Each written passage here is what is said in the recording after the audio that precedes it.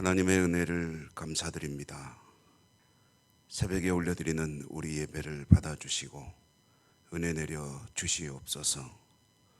예수님 이름으로 기도드립니다. 아멘. 452장으로 찬송합니다. 452장. 통일 찬송가는 505장입니다.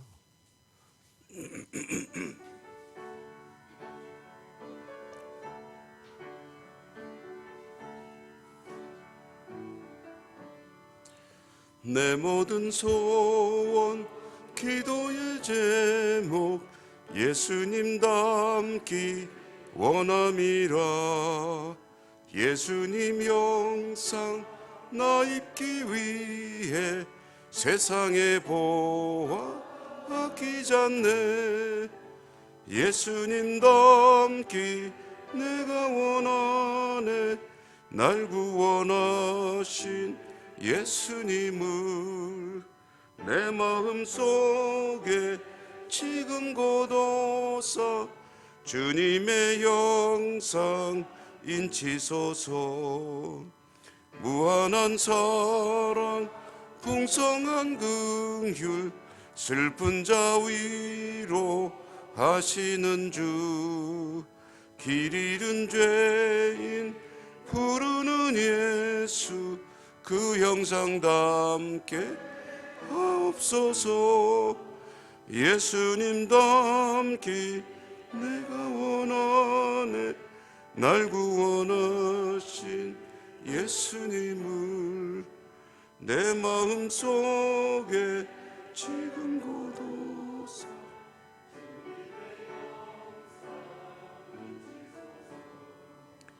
겸손한 예수 거룩한 주님 원수의 멸시 참으시사 우리를 위해 고난을 받은 구주를 닮게 하옵소서.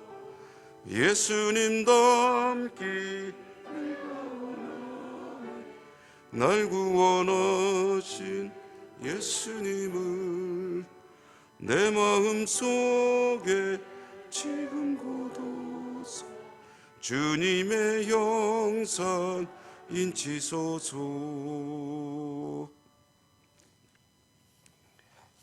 사무엘상 26장 13절입니다. 사무엘상 26장 13절. 그래서 마지막 절 25절까지 읽겠습니다. 13절. 이에 다윗이 건너편으로 가서 멀리 산 꼭대기에 서니 거리가 멀더라.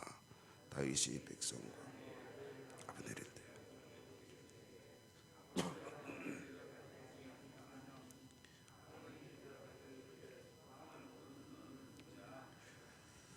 다윗이 아브넬에게 이르되 네가 용사가 아니냐. 이스라엘 가운데 너 같은 자가 누구냐. 그러한데 네가 어찌하여 내 주 왕을 보호하지 아니하느냐. 백성 가운데 한 사람이 내 주 왕을 죽이려고 들어갔었느니라.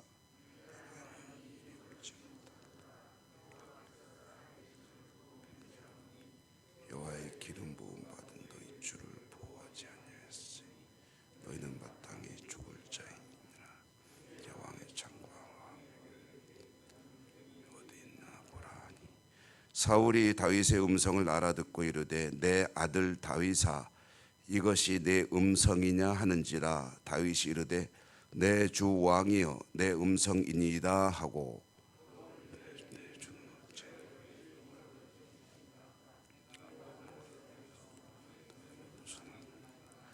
원하건대 내 주 왕은 이제 종의 말을 들으소서. 만일 왕을 충동시켜 나를 해하려 하는 이가 여호와시면 여호와께서는 제물을 받으시기를 원하나이다마는 만일 사람들이면 그들이 여호와 앞에 저주를 받으리니 이는 그들이 이르기를 너는 가서 다른 신들을 섬기라 하고 오늘 나를 쫓아내어 여호와의 기업에 참여하지 못하게 함이니이다. 그런즉 정하건대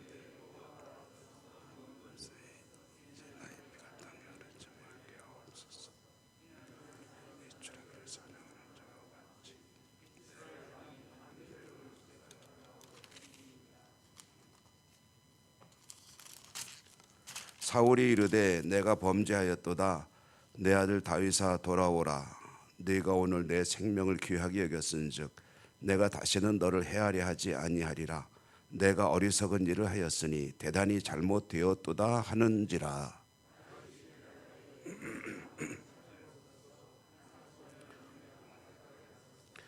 여호와께서 사람에게 그의 공의와 신실을 따라 갚으시리니 이는 여호와께서 오늘 왕을 내 손에 넘기셨으되 나는 손을 들어 여호와의 기름 부음을 받은 자 치기를 원하지 아니하였음이니이다.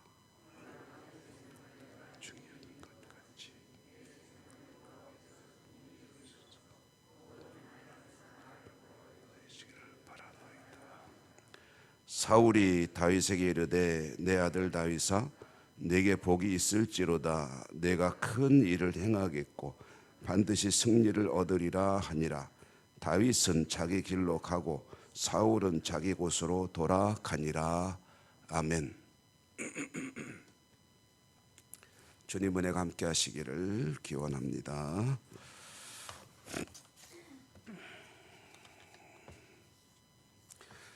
사울에게 쫓기는 다윗의 이야기가 계속되고 있습니다. 오늘 두 번째로 다윗은 사울을 죽일 수 있는 기회를 이제 만나게 됐죠. 손쉽게 사울을 제거함으로 어찌 보면은 모든 어려움을 이제는 끝낼 수 있는 게 아니냐. 옆에 있던 장군인 부하장수인 아비새가 제가 창으로 찔러 죽이겠습니다. 한 번이면 충분합니다. 라고 이야기할 정도로 그들은 이제 잠들어 있는 사울 곁에 들어갈 수가 있게 되었지만 다윗은 여호와께서 기름 부어 세운 자를 내가 어찌 그 목숨을 취할 수 있겠느냐 하면서 그런 죄를 범하지 않겠다 하고 창하고 물병만 들고 나왔다 하는 이야기.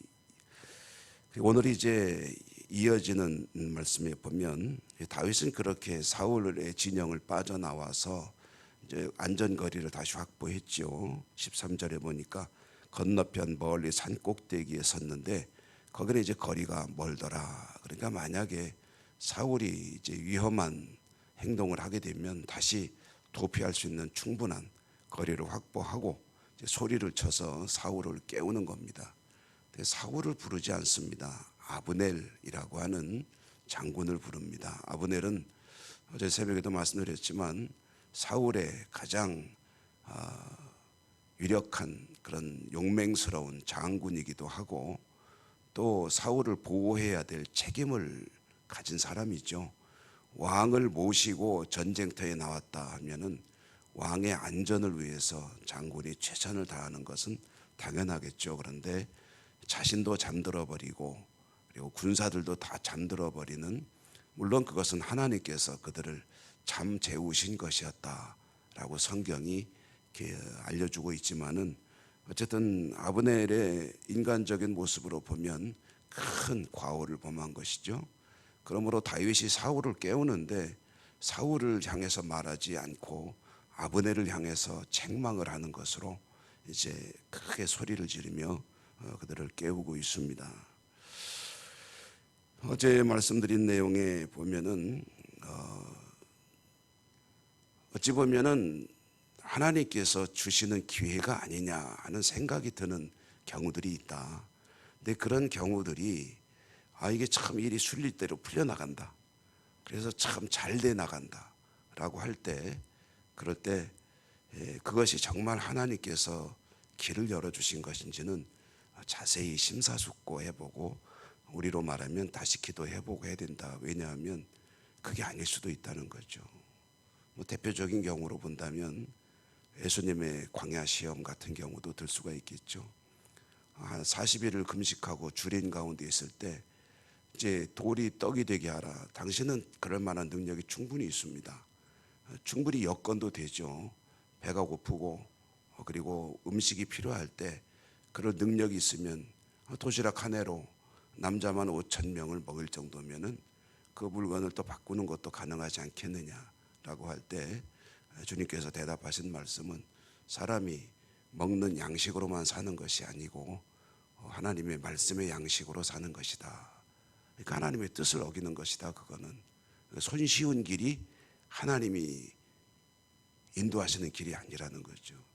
뭔가 형통의 길로 가는 것 같은데 그럼 그걸 어떻게 하느냐? 성경 전체를 통해서 하나님이 계시하시는 그 큰 기준에 의해서 판단을 해야 된다는 거죠. 그래서 이것이 잘 되어 나가는 것이 하나님의 은혜와 축복이 아니고 하나님의 뜻이 이루어지는 것이 하나님의 은총이고 축복이죠. 나의 뜻을 이루는 것 아니겠습니까? 그것은 다윗이 사울을 죽이면 자신의 어떤 일을 이루는 것이 되겠지만 그러나 다윗은 생각하는 거죠. 이걸 정말 하나님이 기뻐하실 일인가? 정말 하나님이 주신 기회인가? 라고 볼 때 하나님이 기름 부어 세운 자를 죽이는 것이 하나님의 뜻일 리가 없다는 거죠.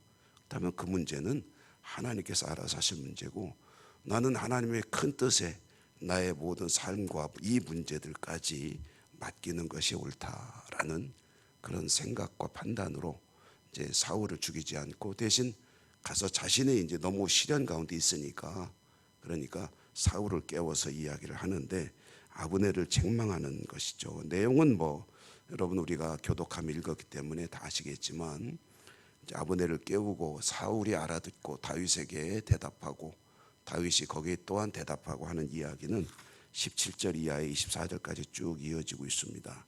다윗의 주장의 요점은 지금 제가 말씀드렸던 하나님의 기름 부은 자들을 나는 손대지 않겠다. 그리고 이 말씀 속에는 어떤 뜻이 들어있습니까? 나도 하나님의 기름 부음 받은 자이다. 나도 당신을 손대지 않지만 당신도 나한테 이러면 안 된다라는 이야기를 하는 거죠. 우리는 피차 하나님께서 세우신 그런 사람인데 나는 당신을 건드리지 않으니 당신도 나를 건드리지 마시오라는 그런 속뜻이 들어있는 이야기를 하는 거죠. 24절에 보면 하나님께서 나를 지켜주신다라고 이야기합니다. 이 말 속엔 또 그런 뜻이 있죠. 하나님께서 당신도 지켜주심으로 나는 당신에게 해코지하지 않겠다. 당신도 나에게 더 이상 괴롭히지 마라 라는 이야기를 하고 있습니다. 하나님의 뜻을 존중해야 되는 것이 당신과 나 같은 사람의 가장 중요한 삶의 어떤 근본이 아니겠습니까? 라고 이야기하고요. 그 뒤에 이야기를 보면 사울이 이것을 인정하고 사과하고 돌아가지요. 다윗도 자기 길로 갔다라는 것입니다. 이것이 다윗과 사울이 성경 속에서 마주치는 마지막 장면입니다. 이후에는 사울과 다윗은 이제 다시 만나지 않습니다. 다윗은 자기 길을 걸어가게 되고 사울은 돌아가서 그 뒤에 계속해서 점점 더 사람이 이상해져 가다가 결국은 전쟁터에서 전사하게 되죠. 이렇게 각자의 길로 가게 되는데요. 여러분 이와 같은 다윗의 선택은 정말 철저한 신앙에 근거한 선택이라고 할 수 있겠죠. 어제도 말씀드렸지만 중요한 것은 나의 형통이 아닙니다. 나의 형통이 아니고 나의 형통이 정말 하나님께 주시는 축복이라면 그것이 성경적으로 거치는 게 없어야 됩니다. 하나님 말씀에 비추어서 뭔가 이렇게 해도 되나 하는 그런 어떤 거리낌이 없어야 됩니다. 그런데 이게 성경에 보면 이렇게 돼 있긴 한데 그런데 일이 너무 잘 되는 거예요. 그러면 하나님께서 지금은 이거 하라 그러나 보다가 아니라는 거죠. 그것은 모든 것을 어찌 보면은 길을 열어놓은 그런 어떤 좋지 못한 그런 동기부여일 수도 있고 하나님은 그것도 바라보고 계시는 거죠. 그리고 그것을 극복해내기를 바라고 계신 거예요. 그 이야기를 잘 들려주는 것이 욥의 이야기 아니겠습니까? 마귀가 가서 욥이라고 하는 사람이 너무 하나님을 경외하는 그런 믿음의 삶을 살고 있으니 한번 시험해 보시죠. 그랬더니 하나님께서 범위를 정해 주시죠. 그의 몸에는 손대지 마라. 그리고 한번 해봐라. 끄떡없다. 그래서 이제 욥이 잘 견뎌내지만 몸까지 건드리게 하고 목숨은 건드리지 않되 몸은 건드리는 것까지 허락해 주었을 때 그때 욥이 조금씩 위험 수위가 올라가는 이야기를 보지 않습니까? 여러분 오늘도 주시는 말씀 가운데 결국 저와 여러분 우리들이 하나님의 뜻에 합당하게 세상을 이기고 승리하는 길로 가는 것은 나의 판단이나 경험이 중요한 게 아니고 내 일이 잘 풀리는 것이 중요한 게 아니고 나를 통해서 하나님의 뜻이 잘 이루어지고 있는가, 하나님이 원하는 것을 내가 잘 따라가고 있는가, 이것이 기준이 된다면 실패하지 않는 그런 믿음의 삶이 될 줄로 믿습니다. 여러분, 오늘 하루도 하나님의 뜻이 저와 여러분 우리들을 통해서 이루어지는 복된 날 되시기를 주님 이름으로 축복합니다. 은혜로우신 하나님 감사합니다. 사울과 다윗의 이야기를 계속 읽어 나갑니다. 다윗이 가지고 있는 신앙의 확고한 원칙, 그것은 하나님 말씀에 의지하여 모든 것을 바라보고 판단하고 결정하고 그 뜻을 따르는 것임을 말씀을 통해서 또 한 번 봅니다. 오늘도 주신 말씀을 통해서 깨달은 바가 저희들의 신앙의 기준이 되고 세상을 살아가는 삶 속에서 저희들의 모든 삶의 방향이 결정되어지는 확고한 기준이 될 수 있도록 성령님 도우시며 인도해 주옵소서. 오늘도 저희들은 하나님 앞에 말씀에 의지해서 기도를 드릴 것입니다.